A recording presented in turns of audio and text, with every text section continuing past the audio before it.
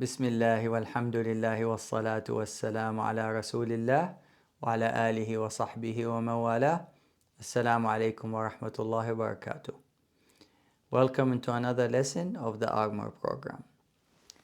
So, we've been walking in our map here. We've been walking for some time now and trying to explore the evidence of the atheists, of the theists, in regard to the question, is there a God? Which we started asking this question because we want to find the answers to the questions, the fundamental questions of where did we come from, why are we here, and where are we going? What happens when we die? So far, we looked at the evidence, and now we reach a crossroads, a place where people have to differentiate and decide which road they are going to take.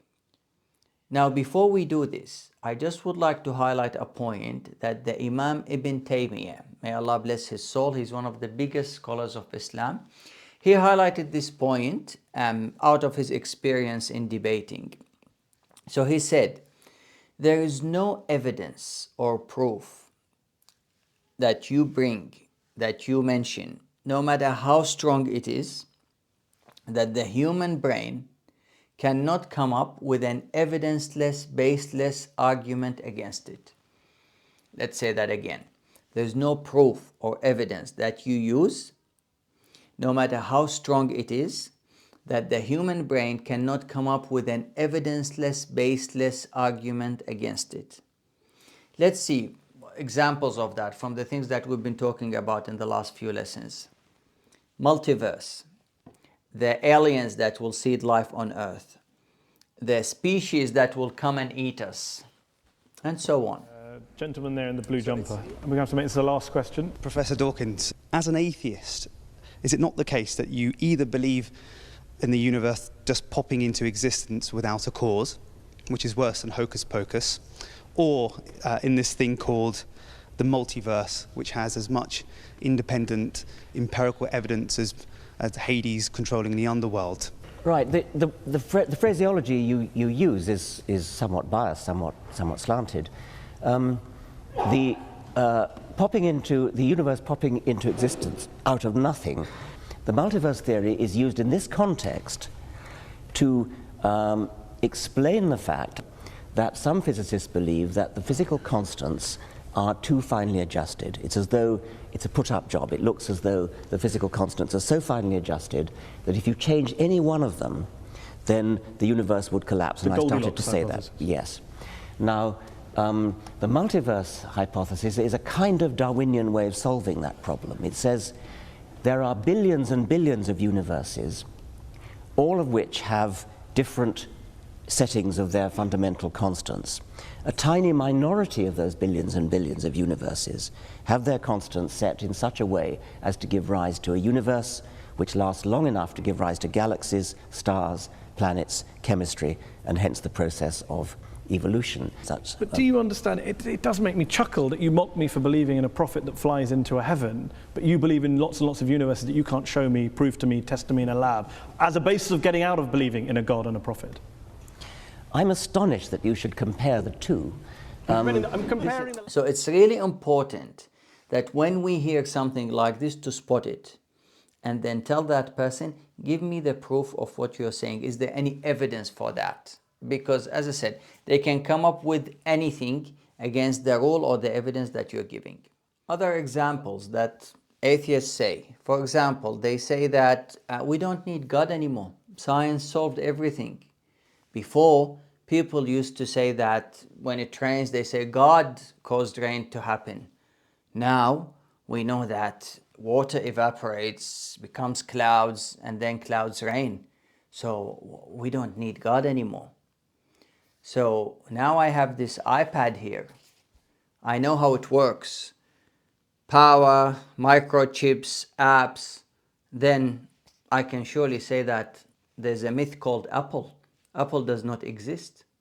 No one made this thing because I know how it works. And also one of the other big problems in any discussion with any person, in regard to religion or God or things like that is the truth is relative. Now, that sentence is what we call a self-refuting sentence.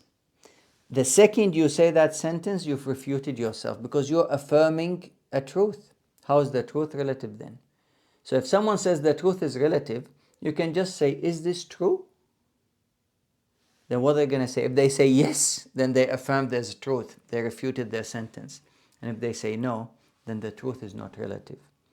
There is no such thing as the truth is relative. There is an ultimate truth.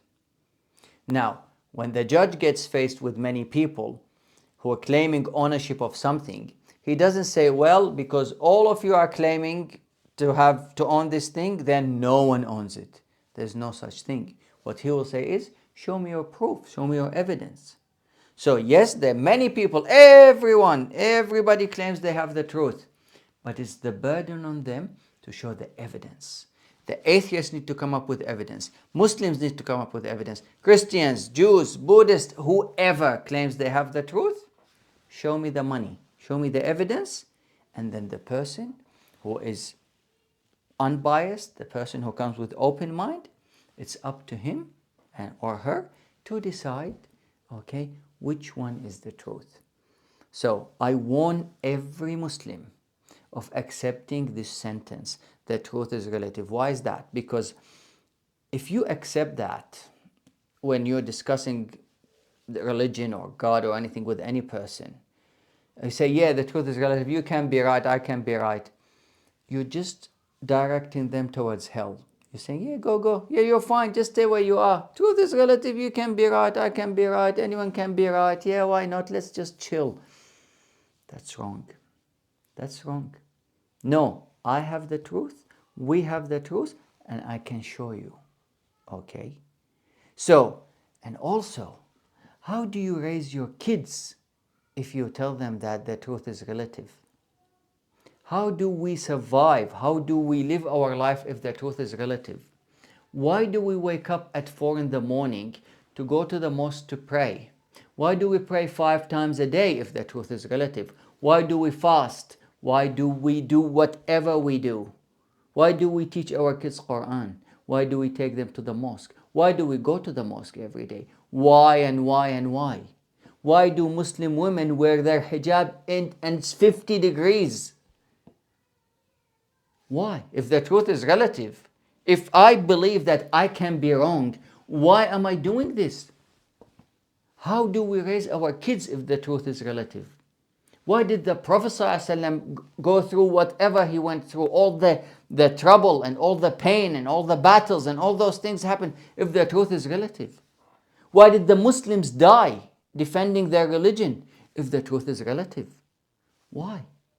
Ask yourself this. Whoever says the truth is relative, they need to ask themselves this question. If the truth is relative, why am I doing this? So there is no such thing as the truth is relative. There is one ultimate truth, and our job is to find it. Okay, so now I'm at the crossroads. People are starting to come. So let's see, this is the first group. Hey guys, what have you decided?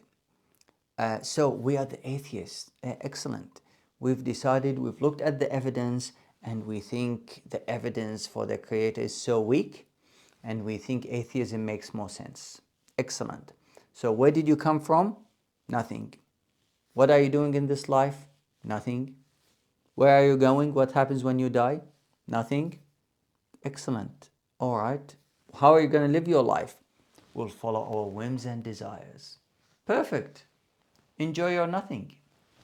All right. We've got the second group coming now. Hey guys, who are you? And we are the agnostics. All right. So what does that mean? You see, we looked at the evidence for the Creator and the atheist evidence, and we think they're fairly weak or they're fairly good. So we just don't know. We can't make up our minds. Okay, so where did you come from? We don't know. What are you doing in this life? We don't know. What's going to happen when you die? We don't know. How are you going to live your life? will follow our whims and desires. So how are you different to the atheists? We don't know. All right, perfect. Enjoy your ignorance. And now we have the third group. Hey guys, who are you? Oh, we're the deists. Okay, deists. What does that mean? You see, we looked at the evidence, and it seems that the theistic evidence, the evidence for the creator, they're very strong, and we believe there's a creator. Excellent. Do you want to go straight now and continue in the path? No. Why? What's happening? You see, there's so many religions. They all claim to have the truth. None of them have any evidence. So we think we'll just pass. Okay. We just believe there's a superpower, there's a supernatural power that created the universe and then just left it. Okay, so where did you come from? The creator. Okay, and what are you doing here? We don't know. Okay. What happens when you die? We don't know. We're not sure. Okay. How are you going to live your life? We follow our whims and desires. Okay. So you've got 1 out of 3 questions right. You still fail. Enjoy your failure. Okay, and now here comes the biggest group ever. They all say there's a creator. Now there are lots of them. I need to do some traffic control here. So let me see. So when I looked at the evidence for the creator, the attributes that I got, that this creator should be powerful, should be knowing, should be willing, should be outside the universe. Now let's see.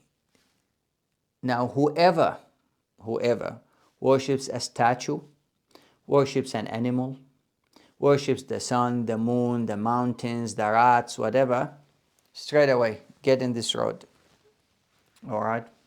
Go there, go there. Now also whoever worships more than one God, whoever says there's more than one God, follow them. Now why is that? I'll tell you why. Now, if I do not accept that a company can run with 2 CEOs, with 2 managers, if we cannot accept that a country will run with 2 presidents, a school will not run with 2 principals, how do we expect the universe to run with 2 gods? That's not possible. Because if there are more than one God, is it that there is one more powerful than the others? Then in that case, those others are not gods because they're not as powerful. That the big one will be the God, the one that controls everything. Now, if there are more than one and they're all equal in power, then if they disagree, what will happen? So, as I said, there shouldn't be any more than one God. Although, this is something that's, yes, we now reason it and come to this conclusion, but this is something you can also argue within the religion itself. If you prove that one religion is true, then whatever that religion says, then that's the truth. If a religion says there is one God, then there's one God. If a religion says that there are multiple gods, then there are multiple gods. Now, if we say whoever believes in one God stays, and whoever believes in lots of gods go this way, who do we have left? The Jews, the Muslims, and Christians are there. Aren't you the 3 Son and Father and Spirit? Others, but it's 3 in 1. So 1 plus 1 plus 1 equals 1. Okay. All right. We'll keep them here for now. So, now we're left with those 3 religions: Judaism, Christianity, and Islam. Now, we look at the Jews. What do you believe?